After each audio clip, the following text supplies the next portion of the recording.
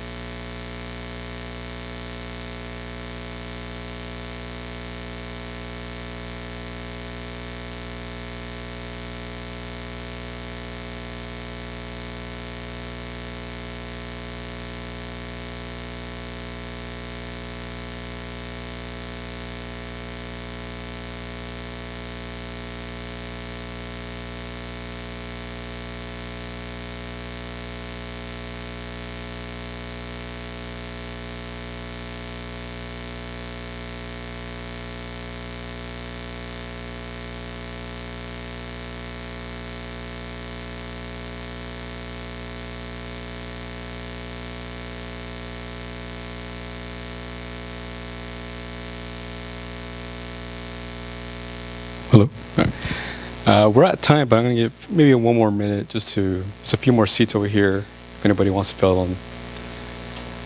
1, 2.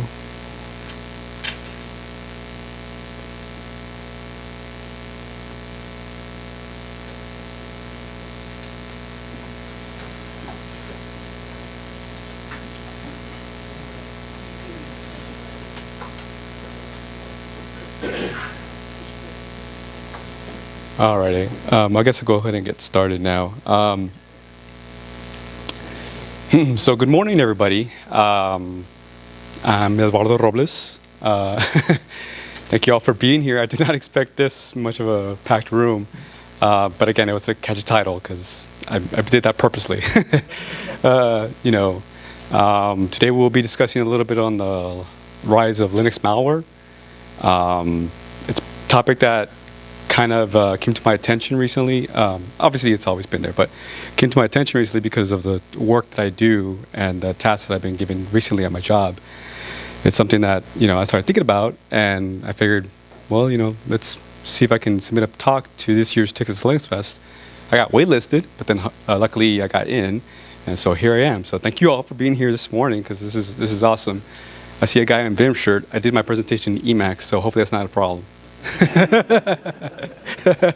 So feel free to heckle though, just kidding. So yeah, My presentations, I got malware, by the way, which is kind of a play on the whole, I use, Arch, by the way. Just a quick look at the rising trend of Linux malware. So a little quick about me. Again, I'm Eduardo Robles. You can call me Ed. I work for the county of Hidalgo, Texas, in the IT department as a cybersecurity analyst 4. So anybody here familiar with the Valley? Oh, cool. I was like expecting one hand. So, they always say, oh, it's in South Texas, but South Texas is like, there's more underneath San Antonio. So, so there's like deep South Texas. And anyone familiar with SpaceX? SpaceX. So they're down there in Brownsville, Boca Chica area. So that's the valley down there. So kind of give you a geographical area. South Padre Island, very famous for that too. So we're one of the counties down there in the valley. We're 4 counties, and one of the major counties down there is Hidalgo County. We're the 7th largest county in all the state of Texas in terms of population. And I work in their IT department. I protect all their data systems and essentially their networks and all that. We're a team of 4, including our manager, it's 5. So very Spartan kind of group. But anytime I say we're 4, everybody's like, whoa, that's a lot of cyber analysts you got there. Like, yeah, we're kind of blessed with that. So that's my blog right there, eduardoRobles.com. I tend to blog more about security stuff. Again, I am a cybersecurity analyst by trade.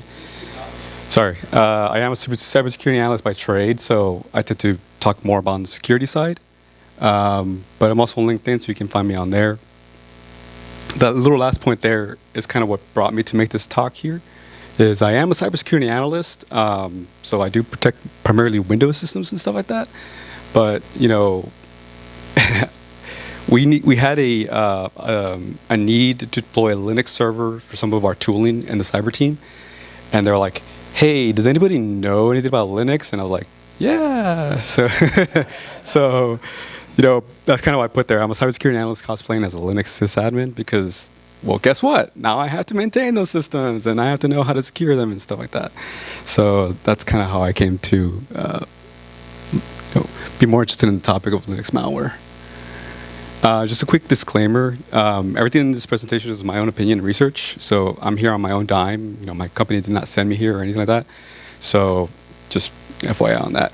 And also, I'm like very new to the whole open source and Linux security sphere, so if anything I say is wrong, just bear that in mind. Be gentle. I did protect a lot of Windows systems. And if you tell me how to protect that, I'll be here talking all day long. But we're not here to talk about Windows. Here about Linux. So some quick little notes.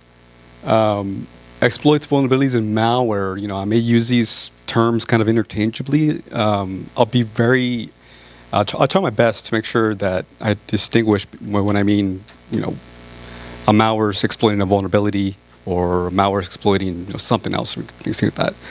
I know it can get a little confusing sometimes. In the previous talk, someone was talking about tech jargon and how you work across teams to basically minimize the tech jargon.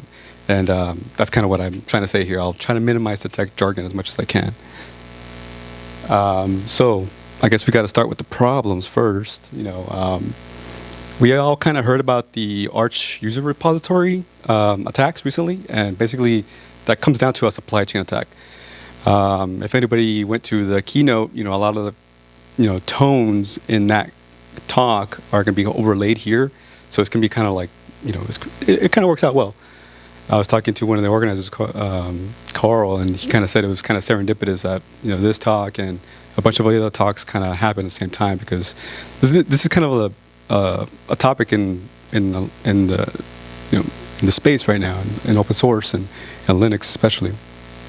Supply chain attacks have definitely been on the rise for sure, and obviously we heard about the Linux malware inside of the Arch user repository.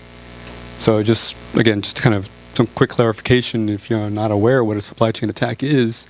Here just NIST basically states it as the attack that allow any adversaries to utilize implants or other vulnerabilities inserted prior to installation in order to infiltrate data, manipulate information, technology, hardware, software, operating systems, peripherals, or services at any point during the life cycle. So, yes. You mentioned the Arch user repository. That attack. Mhm. I'm not familiar with the specifics on it. I mean, I've heard about it. We'll get to it. Yeah. The question was about the, that I mentioned the Arch user repository attack, and I'll get to that in a moment. Next slide, I think. So essentially, it's stuff that it's inserted into the supply chain, and essentially, talks, excuse me, things that are implemented into the supply chain, and then all the other stuff downstream basically becomes more vulnerable, right? Because now we have some kind of malware in there. So that's basically what supply chain attack becomes. Excuse me.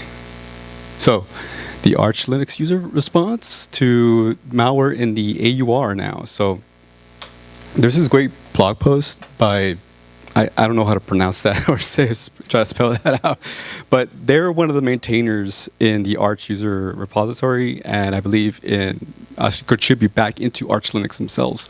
And they wrote up this amazing blog post on what happened on the timeline. I believe they were also, if I recall from the post, they were one of the people that actually was incident responding to the whole incident and all that. So it's a great post. It's out there. If it just kind of, you could take a photo of that and like Google it, and it's out there. It's pretty good. They basically state that, it came to their attention, and we started mitigating it as quickly as possible. And then from there, they took it down, took all the packages down, and made sure that all the streams and everything were good, and malware's nowhere to be found and anywhere. And that's just a really bad screenshot that I took of the response from the actual official response from Arch Linux. They're basically saying we found this stuff and we did everything we could to basically be proactive about it and remove it from all our repositories. Well, in this case, the Arch user repository. But that's kind of one of the things that, obviously it didn't affect Arch Linux itself. It just affected the AUR. And of course, the AUR puts a big disclaimer stating anything you download from here is at your own risk. So this is not official repositories. This is just, community-run repositories. But that kind of, highlights a little bit of the problem that I kind of want to, maybe highlight a little bit. And but yeah, so that's basically the Arch repository, Arch user repository. Excuse me. They had three packages. It was like very closely named to official packages that were already in there, like Firefox, bin, extra, LibreWolf, fix, -bin, something like that. And the official one was like, LibreWolf, bin, something like that. And this person basically inserted some malware into them, a chaos rat malware, remote access Trojan. And essentially, if you installed it, that basically gave you, command and control into your own computer. And then the user could do, the threat actor could basically essentially do whatever they wanted at that point, run extra scripts, download extra things, do anything they can need to do. Most of the stuff we kind of see is a lot of stuff is just, crypto jacker stuff, crypto miner kind of stuff. And that's one of the big things that we can kind of see. So malware specifically designed for Linux. So Palo Alto, they're a firewall. They make firewalls, and they're a big firewall security company. And they have this blurb on one of their blog posts. They're basically saying that Unit 42 is one of their, I guess, MDR, managed detection and response services, and they do a lot of threat hunting and finding out all the bad things that are out there, and then providing that service back to their customers to protect their environments. So they state, Unit 42 researchers have identified growing threat to cloud security. ELF files that threat actors are developing to target cloud infrastructure. The ELF malware samples threat actors will include backdoors, droppers, remote access Trojans, data wipers, and vulnerabilities exploiting binaries. So it's out there, right? Threat actors are more keen now to look into open source software and attack that supply chain because essentially it's an easier target for them and they get broader range in that sense. I'm not saying that we have bad security practices in those repos or anything like that. What I'm just trying to say is that there's more of the bad guys have more eyes on that. And Palo Alto and the researchers have found that. So malware threats are increasingly rapidly, and that's the other problem too. Because there's more eyes on this stuff, and threat actors see it as a venue for, exploits. Essentially, that's just something that they're just going to be gravitating towards. Here we have Trend Micro. They're a security company. If you're not familiar with them, they're like one of the bigger ones. They state here in the mid-year security report cited that our sensors detected a 62% increase in Linux ransomware attack attempts. So that mid-year report, they're talking about in 2003, 23, excuse me. And that's just 2 years ago. Like a 62% increase 2 years ago. Can you imagine what it is today now? So, they highlighted the NPM attacks in the keynote. We saw that. That was just like a real big one as well. And essentially, attacking the supply chain is a pretty good way to, bring a big threat vector into the open source community. That's a great quote that I pulled out of this Ars Technica article. It says poisoning the well. And I was like, oh, that's great. I got to put that in there because that's great explanation of basically like of the thing that is a big attack vector right now. And in the article, they basically go on and state that supply chain attacks on they're just getting exponentially faster and harder to mitigate because again, once you put it at the source, everything downstream is basically affected. And if it's the source is a huge thing like the NPM attack, well then yikes, a lot of your other sources are going to be affected by that as well. So, threat actors don't need to exploit your system. They let your package manager do it for them. Back in there's this idea, this mentality. When I was tasked with now securing Linux systems that I had, I was like, you don't need to run antivirus on Linux. You're good. It's secure. It's secure out of the box. Well. Well, now they have your package managers basically attack you, kind of thing. So yeah, you're secure, but the system itself might be secure, but all the sources that you're pulling into your system may not. So that's where the next level of attack might be coming from. And they're not afraid to basically go after these repos. They're not afraid to go out there and hack all these, various, sources, and then affect everybody else downstream. There's a lot of money being made into these types of attacks, and they're out there every day, just working on them. This is another one that I found was kind of a big narrative idea out there that there's a lot of software in open source, right? A lot of it, and the whole idea of trust but verify kind of failed. We kind of, I don't know, we got laxed about it. I'm not sure. I can't explain why, but trust but verify failed. There's a lot of great technologies now that are fixing this, but I think that's kind of like one of the things that happened that we just kind of did not really do the whole trust but verify thing, and it kind of failed on us one way or another. I don't know if it's because of a community thing or just the rapid movement of our space, software just being churned out so quickly. It's just, how can you keep up, right?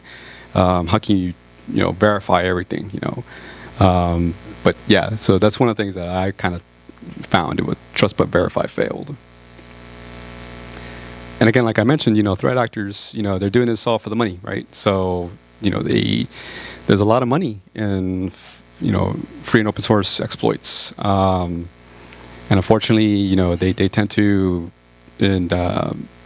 go after that because it's just a ridiculous amount of money. There's in my day-to-day work, and we get so many reports on how these threat actors function, and they function like any other company. They have health benefits. They have all kinds of crazy things that you'd be like, wow, like they just function like any other normal company, and they get paid just as much as any one of you right now in this room sitting here now, possibly even more. Anyone see the Beekeeper movie with Jason Statham? It's just like that. Like they're there like it looks like a call center, and it literally just operates like that in a building, and it's just, that's how they operate now. They have a legitimate facing front. And then, of course, in the back end, they're just making exploits to tackle all our software here. Oh, sorry? Yeah. Sorry about that. So I'm just not used to these kind of mics. So yeah, they're busy every day, right? You know, they're busy every day, every hour. They're there. They're right now. They're probably writing some new exploit right now as we speak. So another idea, another thing that I kind of came across, and I started kind of understanding a little bit more of how how to think about securing Linux systems is that well, there's the hardware store problem and the open air market problem, right? Official Arch repositories or any official repository really are like a big box hardware store, right? Everything's curated, everything's already been, basically thought about how it goes in there, and a lot of people put a lot of effort that put that software into that repository, and it's marked official. So that's like your Home Depot, right? All the products that go inside a Home Depot are thought about putting into the shelves and all that. Think of it like the any official repository like that. And anything else, like any third-party repo, like the AUR, is like a open air market, a free market. You can go to a bunch of different vendors, and you can buy something from them, but you may not know the provenance of where that product may have come from. So that's kind of the little bit of the risk you take there a little bit. But that's not necessarily a bad thing. It's just kind of something we got to think about, right? And that's one of the things that I had to start thinking about when I was learning about all this. I was like, okay, well, if I need to add this thing to this server now because XYZ reasons, I need to make sure that I understand where these repos are pointing to and, what software is pulling down from that. So that's one of the things, like, I always get a little hesitant when, the docs for something tell me like, oh yeah, just install this third-party repo. Like, let me run that by somebody first. So I guess to kind of like get to the final point of the whole talk and of everything is like, there's one big question, one big narrative that was perpetuated a lot, and it's kind of the one that kind of stuck with me a little bit, and I'm still trying to find the answer, and I'm hopefully maybe here we have a nice discussion about some of the answers that could answer this question here. It's essentially, Linux is not secure by default, so why do we say it is? So that's kind of one of the things that I kind of came about learning. There's a lot of things they need to do to a Linux server to secure it.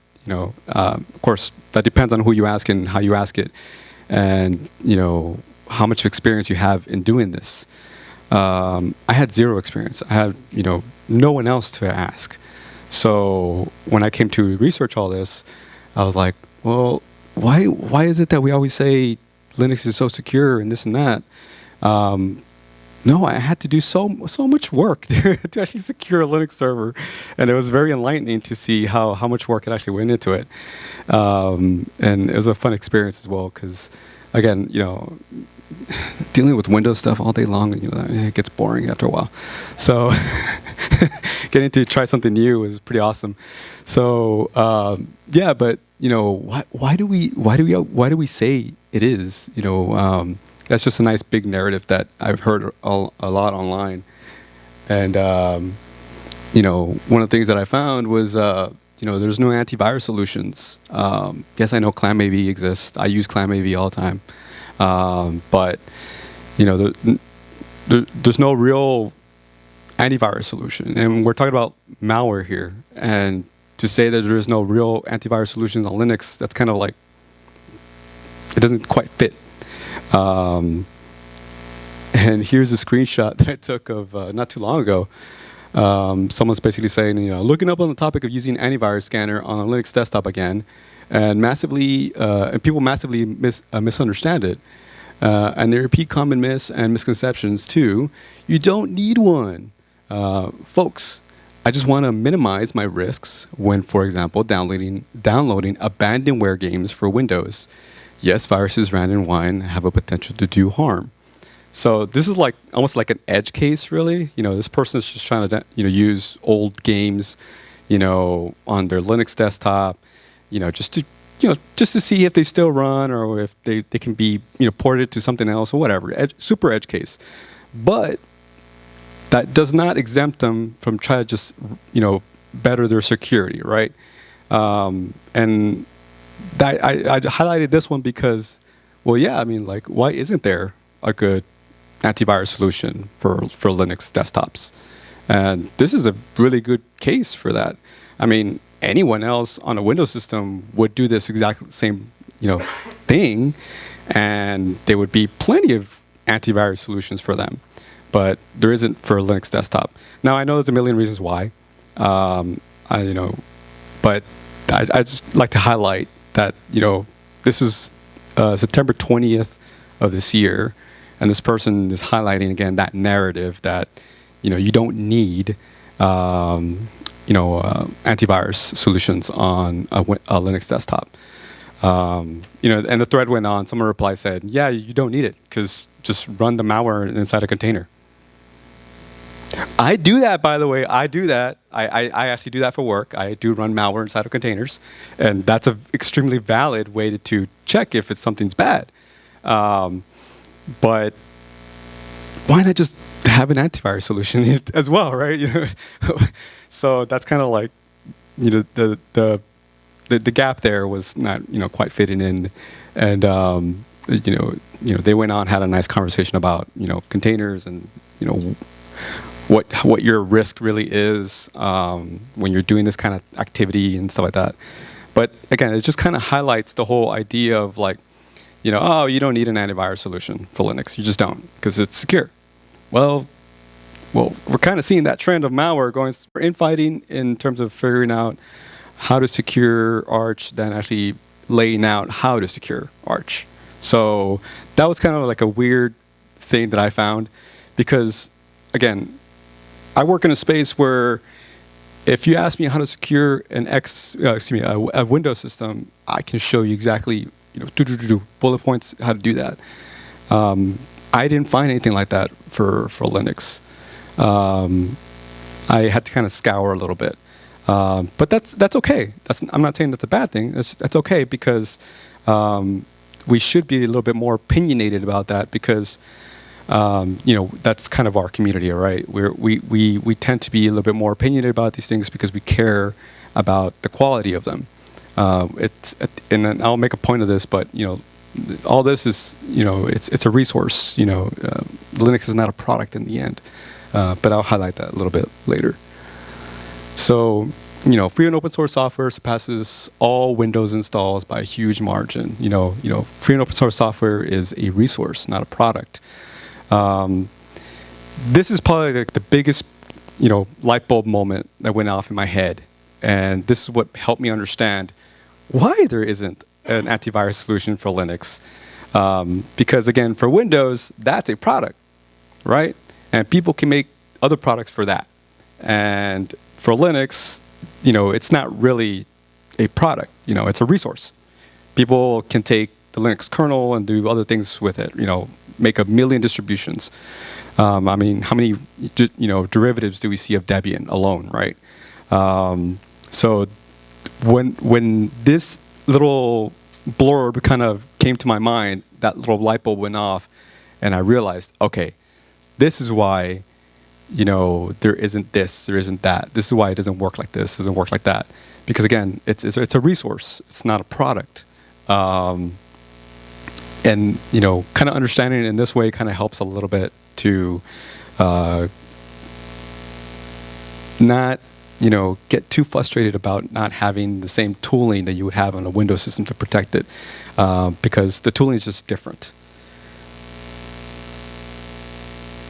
So the solutions, and I put 2 question marks here because these aren't really solutions. I just want to title it that because I didn't know how else to title it. So, and again, this is probably the part of the talk I would like to maybe have a little bit more of y'all have a little bit more input in it, because I don't have a solution. These are just kind of things that I kind of stumbled upon. So verify all the time. Like I said before, verify, but trust but verify kind of failed, right? No, I'm saying just verify all the time. And a cool, like, of course, like at the keynote, we heard a lot of cool tooling happening at that company to basically fix this problem, right? Where you're verifying all the time. That's just a quick screenshot of. So I can maybe zoom in on it. Well,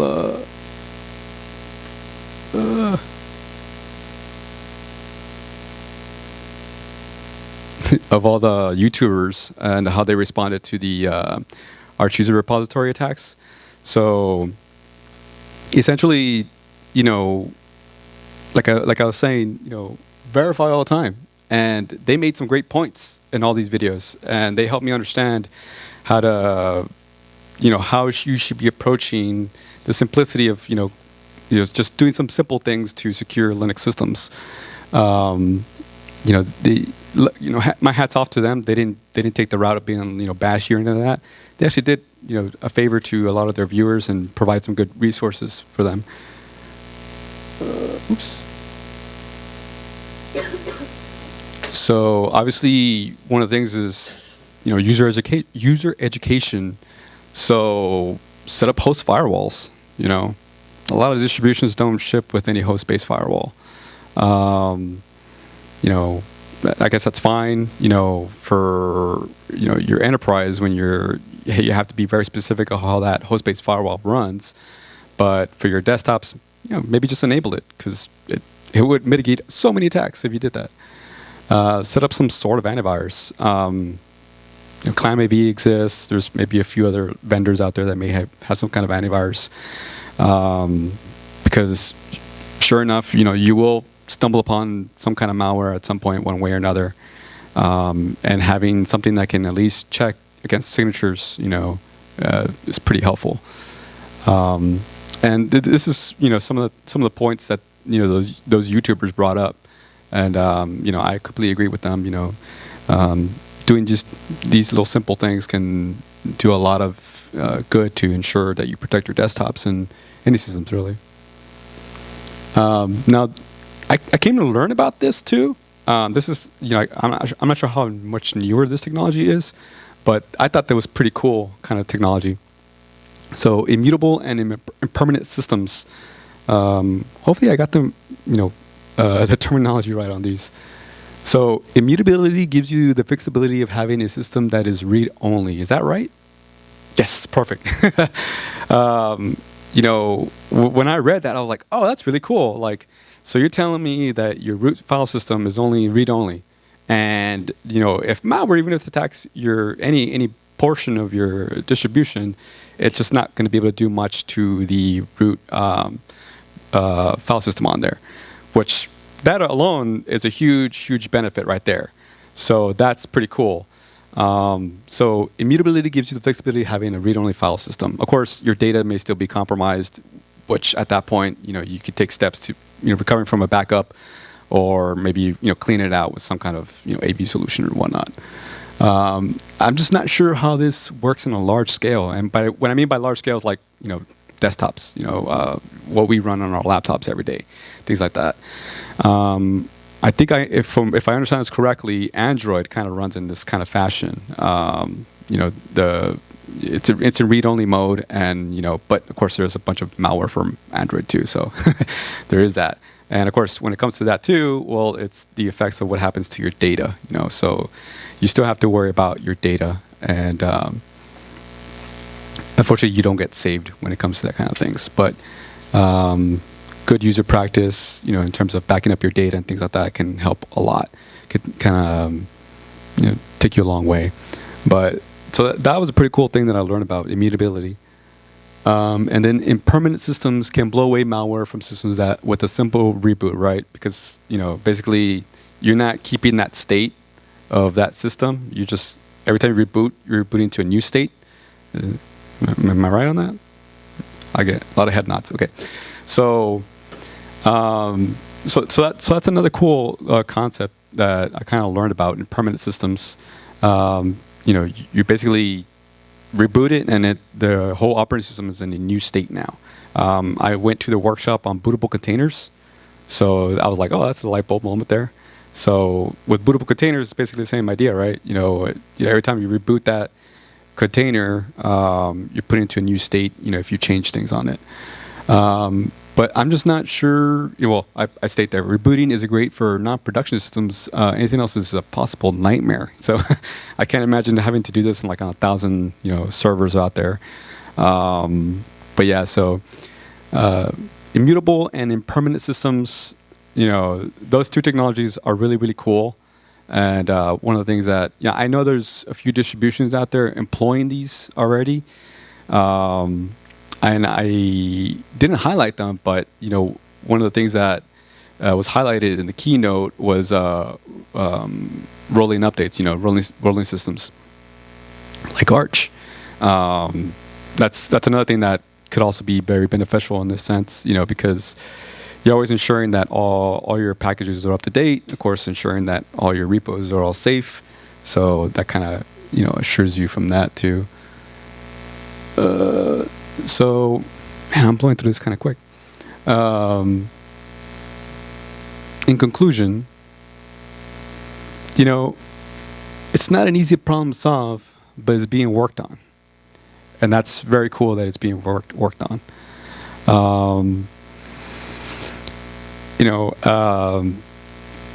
I know one of the things when again, I was tasked with securing the Linux servers now because I was tasked with deploying a tool on a Linux server. So, I had to basically bring all the reports to my manager stating all the, different types of, risks we would take, by now having all these Linux servers inside of our infrastructure. It's one of the things that kind of made him a little nervous because, well, I'm just one dude, and having to do all that, it's a little bit of, nerve-wracking. But of course, I try my best to, explain, okay, well, this is how we mitigate those risks. This is how we, ensure that these servers, stay secure and whatnot. And, it's just one of those things that you just got to keep working on them, right? And I know, like I said, at the keynote, they gave a lot of, great information about all that's being worked on. And I know that the community itself, we're also doing a lot of work to provide more security, more stability, and reassurance, really, in that our software that we're installing onto our systems is secure. And that things like, the NPM attacks and the supply chain attacks on the AUR are less frequent than they are. So there is a lot of good work happening out there. But it's definitely not an easy problem to solve. And they brought up this point at the keynote, and people care about security. I can ask you all here, and y'all will probably raise your hands if you care about security or not. We just have to be proactive about changing the narrative. I could probably go out to Reddit right now, and there's someone probably posting, "Yeah, you don't need antivirus on Linux." I think we kind of gotta move away from that kind of narrative. Even if it's just for regular desktop users, if you want to think differently for your Linux servers, for your jobs and whatnot, I can give you that. But I think if we provide better solutions for at least desktop users, changing that narrative can be very helpful. Because these threats aren't going to go away. They never went away for Windows. They never went away for Mac. So they're definitely not going to go away for the open source space either. They may, die down a bit, but they just won't go away.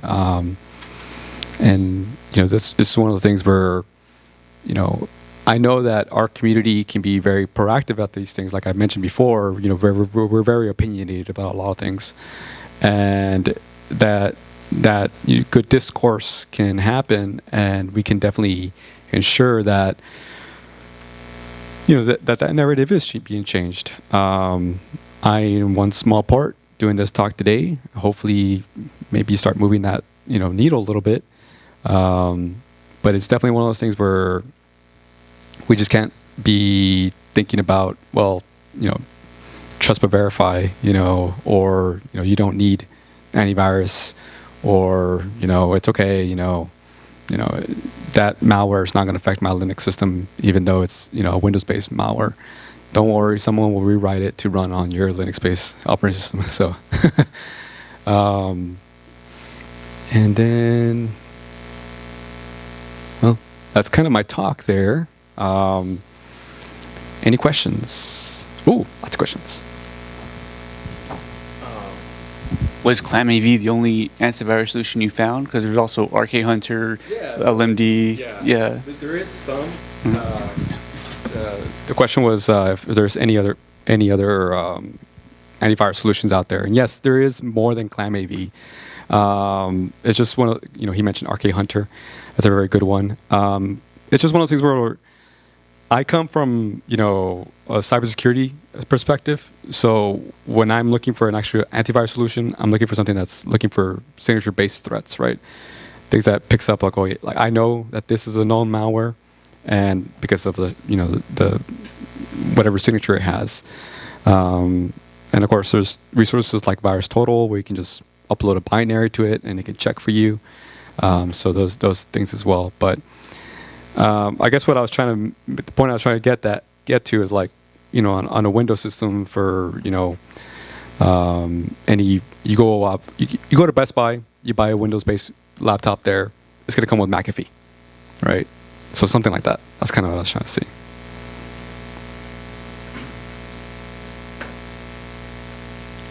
Can you discuss briefly the budget that you spend to secure your servers?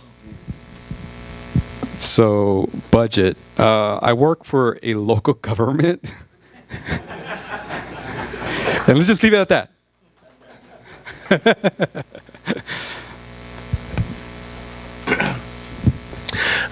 I'm curious on the distribution you chose when you built your Linux servers, and at a high level, the steps you went to secure them.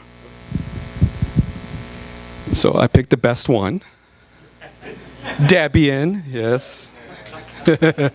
Yeah, well, 5 minutes, okay. I chose Debian, and at the high level, obviously, pulled down the latest image and, made sure it was up to date. And I ran a few of the vulnerability checker tools on it. We do some of our own internal pen testing, just low level stuff, nothing too heavy. So I did do that. I try to hack it essentially. So I guess that's kind of high level. And yeah, I mean, yes, turn all those things on. Yes, exactly. See, I'm terrible at this. I'm sorry. I'm not a good sysadmin. I'm just cosplaying as one, man. Make some suggestions. Sure. Since you're protecting some infrastructure, and other people obviously can chime in, but what is it, the CIS rules that you can check, which is a government mandated, basically list of rules if you want to get into your server. Right. Which, is a great path, and I think simplifies a lot of Yeah. stuff that you probably already know. Yes. Yeah. Yes. Thank you. See you over here. Woo. So you'd mentioned we need to change the culture and the attitude. What does success look like? Because people aren't going to be buying Linux systems at Best Buy, So what does that look like in our world of hobbyists or enthusiasts? Yeah. So what I'm imagining that looks like is less Mastodon posts like that, and maybe little blurbs in some wikis stating, hey, here's this one antivirus solution, things like that, little things. And, little things can lead to big changes. So I think that's kind of what, some of the things that we could possibly see. So I think, if I understand correctly, hearing from your background, you come from a Windows background, and I agree with you 100%. Somebody new going into Linux and seeing statements that are made like, hey, Linux is secure by default. They won't know any better. And, everybody knows the reasons as to why that was perpetuated. But I think you're right that if they start to change that narrative and there's more resources that'll be easily found, so people coming new into Linux know that that's not true, and some basic steps that can be taken would basically help that, because I think that's where you're coming from. Yeah. Yeah, and I mean, I did mention there's a lot of disclaimers that I put on a lot of these third-party repos, and disclaimers are great. You do want make sure that's there for legal reasons, but again, like I said, maybe just a quick little blurb on here. Install this if you would like a antivirus solution for your system.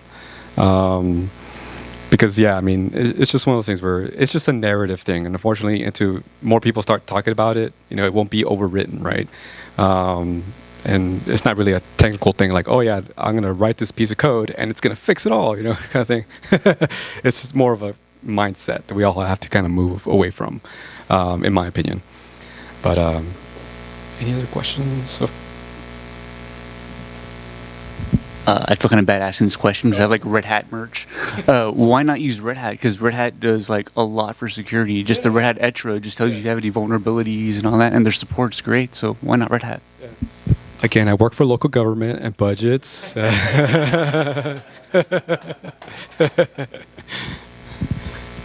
back here. So you mentioned there's supply chain attacks, and then there is. I kind of inferred from your second thing about the permissions with which something runs, right? So, for example, when I try to install something on my phone, it's going to say, hey, here's the things it's going to try to do, right? I need to give it specific permissions for certain things. Is that something that's missing in the installer? Because if you're putting something in a container, you kind of have to say here are the things it needs.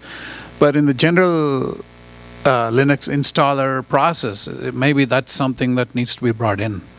So that you're secure by default, in a sense. You're only allowing things which you're required to allow. I could even say, hey, connections, where is it allowed to connect outside? It can connect to Microsoft and its own website, but it shouldn't send something over to the other side of the world where it shouldn't, so something like that. So maybe that's the part that's missing to make Linux secure for an end user. Yeah, great point. And unfortunately, we're out of time. But yeah, no, just adding that functionality in that install time could definitely be a lot of very helpful in the end. Ooh, we're out of time, bro. Oh, flat packs. Okay, perfect. We found a solution. Alrighty. Thank you all again. This is awesome that the room got filled. So thank you all again, Eric. Thank you so much.